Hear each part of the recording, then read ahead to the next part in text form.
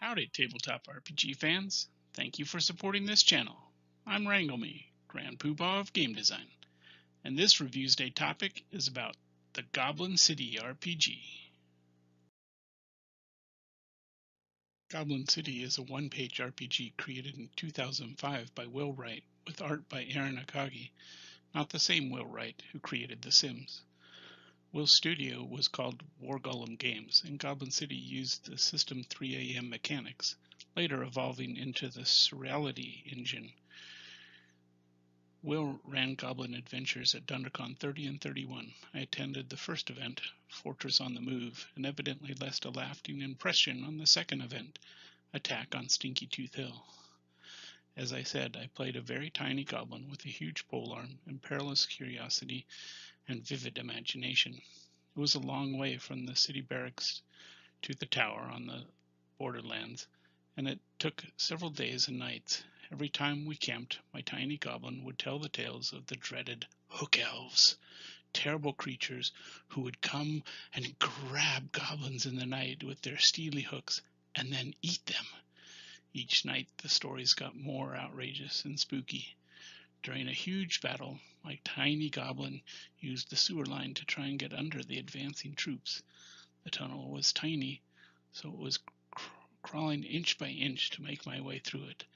Then my candle reflected off the shiny blue armor and the silvery hooks of a dead hook elf blocking the sewer line. I barely could contain myself. The stories I told were true. I overheard folks who played Goblin City at the next DunderCon telling the tales of these dangerous hook elves and their dastardly attempts to eat their poor goblins.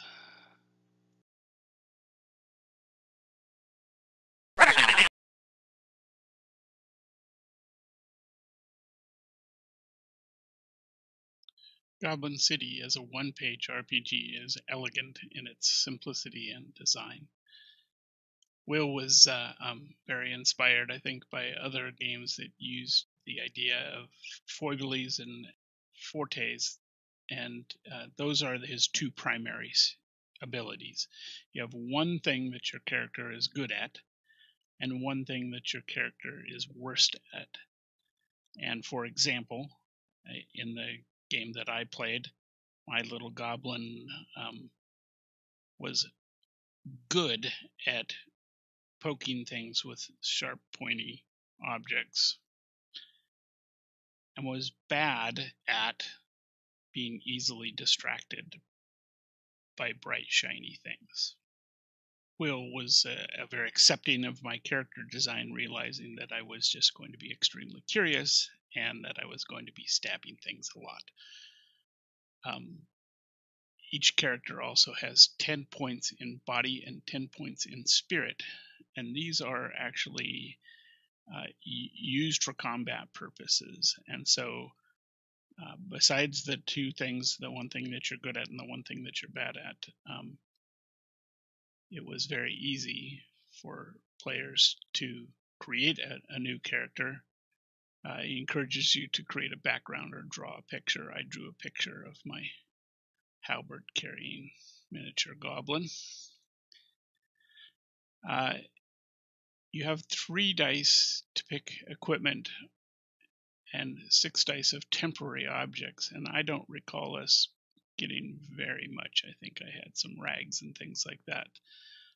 Our mission was as military goblins to go out and reconnoiter and then relieve the people who were already at a tower on the borderlands. The idea of doing things in the game is all based on rolling 1, 2, or 3 dice, depending on if it's your foible, you're going to roll 1. If it's your forte, you're going to roll 3, and if everything else, you roll 2. And you're going to try and beat a target number. And those target numbers could be things like 4 for routine, 8 for tricky, and 16 for hard. The idea of taking damage in the game is something can damage your body or it can damage your spirit. If you reach 0, your character is wounded and all rolls are at -1 die. And if either reaches -10, your character dies. You can use equipment that you're carrying to reduce the damage, for example, armor or magical ring. At the end of each game, each character is given 1 to 5 dice of temporary stuff, and they can trade 5 of these for a permanent die of stuff. The history of Goblin City is that once upon a time goblins were peaceful creatures, well, mostly, keeping pretty much to themselves and never meddling with others unless they got really bored or it was really funny. Then along came the mages, and they came with the war against the forces of technology. The goblins were enslaved and given to the imps, and this is a wonderful history. It's a very different fantasy setting in the first place, and this is a perfect example of making that compelling and interesting. He's got some sample equipment in here, a wrench that is useful for tightening bolts or whacking people, jet wings, which are useful for moving yourself around, spell books for casting spells. He had a lot of creativity and ingenuity and everything. He has some examples of foes here. Clockwork is a mechanical being. Glitch is a combination of magic and technology that exists much like a demon might. And then imps, and these creatures are of magic and all that remains of the mighty host that once ruled the goblins.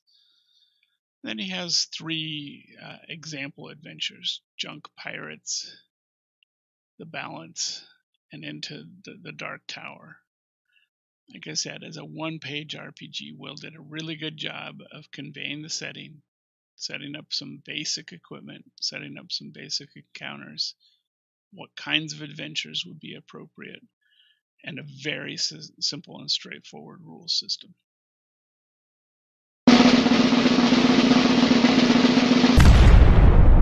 This episode is brought to you by Kaboomkin, the smaller, faster, funnier RPG of cartoon, fairy tale, post-apocalypse mayhem. It's time to blow stuff up.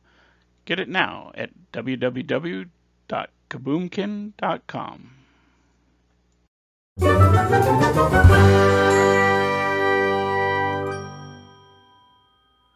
Thank you all for watching this episode. Hit like, subscribe, or ring the bell, or Booger will get you.